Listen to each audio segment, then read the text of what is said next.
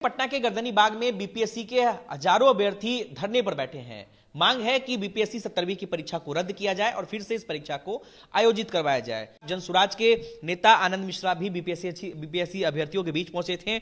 आपने उन लोगों के धरना प्रदर्शन को करीब से देखा, क्या सलाह है आपकी उन लोगों को? देखिए, मैंने वहाँ पे अपनी उनकी बात समझी। हम उनको सलाह क्या दें, उनको सपोर्ट की ज़रूरत है। लेकिन हाँ, एक सलाह जो मैंने दिया वहाँ पे, उनकी बात जो समझी, मुझे सिर्फ 10% ही पता था उनके जो प्रॉब्लम्स। जब बाकी बात मुझे पता चला और अगर वो सच है तो बहुत ही गंभीर मसला है। मैंने उनको यही सलाह दी कि हम सिर्फ धरना पे बैठने से हमारी बात नहीं सुनी जाएगी, है ना। हम पे उल्टा कार्यवाही करने की चेष्टा की जाएगी।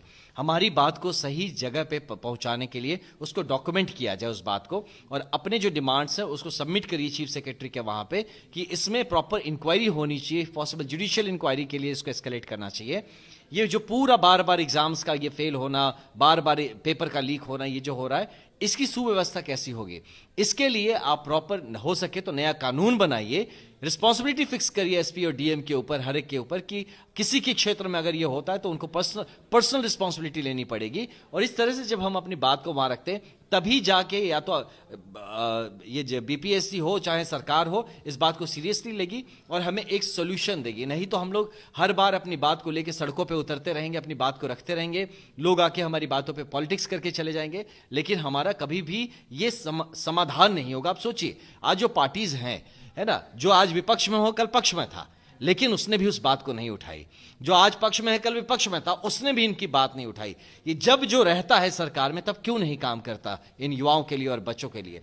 हमारा कल जाने का कारण यही था कि कल, अब क्योंकि मुझे खुद युवा का प्रदेश अध्यक्ष बनाया गया, तो एक मेरी मौलिक जिम्मेदारी बनती है कि हमारे बिहार के युवाओं के लिए, वो चाहे कहीं हो, कोई विचारधारा रखते हो, मैं उनके साथ खड़ा होना चाहता हूं as a mentor, as a elder brother. मैं उनका बड़ा भाई होकर खड़ा होना चाहता हूं, इसलिए वहां पर पहुंचा, इस बात को समझाया, किसी मीडिया को नहीं बुलाया। मैं जानबूझ के ये किया कि मैं उनसे सच में बात करना चाहता था और उनके मुद्दों को समझ के उनका हल कैसे निकले इस पे उनको सलाह देना चाहता था, जो कल करके आया हूं।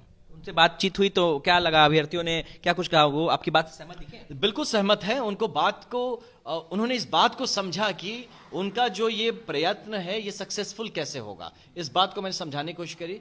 ये भी कि अगर आपको अपनी बात वहां तक, मतलब चीफ सेक्रेटरी जी के यहाँ पहुंचाने पे या सरकार के पास या सही जगह मंच पे पहुंचाने में दिक्कत है, मैं खड़ा हूं, आप मुझे बोलो, मैं आपकी बात लेके वहां पहुंचाऊंगा, लेकिन you have to document it. इस बात को सिर्फ बोलने से या मीडिया में बोलने से वो उसका कॉग्निजेंस नहीं लेंगे। तो इसीलिए उनको वो बात समझाया है। मुझे यकीन है या तो वो खुद उसको बात को पहुंचाएं, वहां लेना जाना चाहें, या अगर वो चाहें कि मैं लेके जाऊं तो मैं अपनी तरह से पूरी तरह से उनके साथ लास्ट तक खड़ा हूं।